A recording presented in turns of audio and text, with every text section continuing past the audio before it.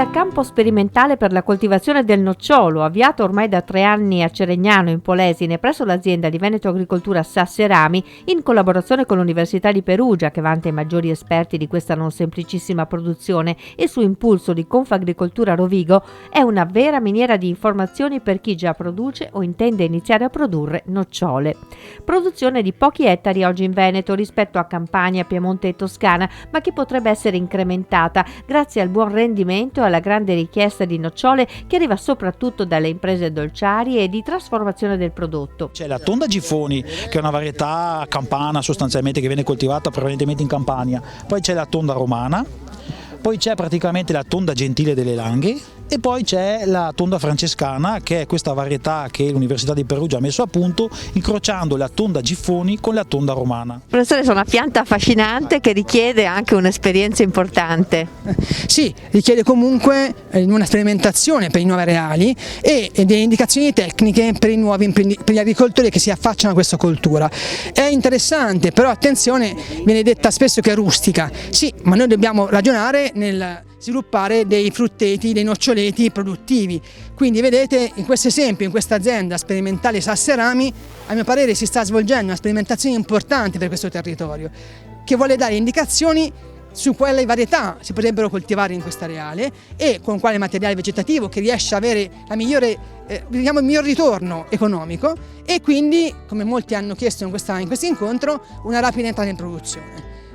Penso che sia anche un esempio di come poter coltivare in questa coltura per queste zone nuove, perché dove non c'è conoscenza. Presso l'azienda dimostrativa è stato costituito un impianto pilota che ospita diverse varietà e varie forme di coltivazione per comprendere quali specie e metodi siano più adatti alla pianura veneta. La prima risposta che qui sta avvenendo da questo campo sperimentale è l'affidabilità di diversi tipi di materiali, quindi abbiamo visto prove differenziate con polloni, materiale micropropagato, eccetera.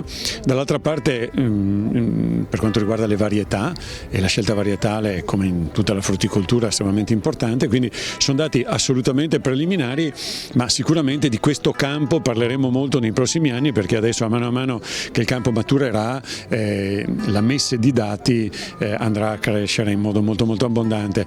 L'attacco delle cimici, ma prima ancora l'impollinazione, difficile in pianura per il poco vento, e i colpi di calore estivi sono i principali ostacoli da superare. Il nocciolo fiorisce a fine gennaio-febbraio, quindi in un periodo in cui qua nella nostra zona c'è nebbia, vento poco, e quindi il rischio è che il polline, che praticamente è estremamente umido per colpa della nebbia, rimanga attaccato ai fiori degli impollinatori, ma non possa essere trasportato alle piante, perché appunto l'impollinazione dei noccioli è un'impollinazione di tipo anemofilo, quindi dovuta solamente al vento, cioè quando ci sono gli insetti che si muovono, anche perché a gennaio e febbraio insetti non ce ne sono.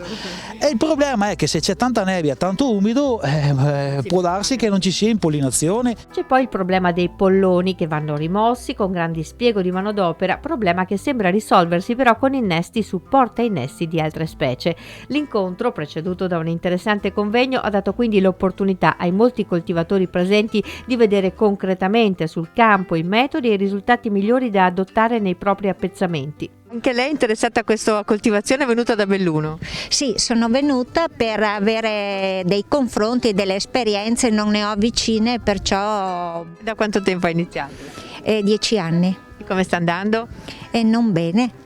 Sono venuta per questo, perché indubbiamente ho bisogno di consigli, perché il mio noccioletto non sta producendo come dovrebbe. Anche lei quindi è venuto qui per cercare di capire come risolvere i vari problemi? Il noccioletto qui da noi è una novità, non trovi gente, anche gli agronomi non hanno molta esperienza, e quindi ogni occasione io cerco di sfruttarla per capire di più, e oggi ho capito tante cose.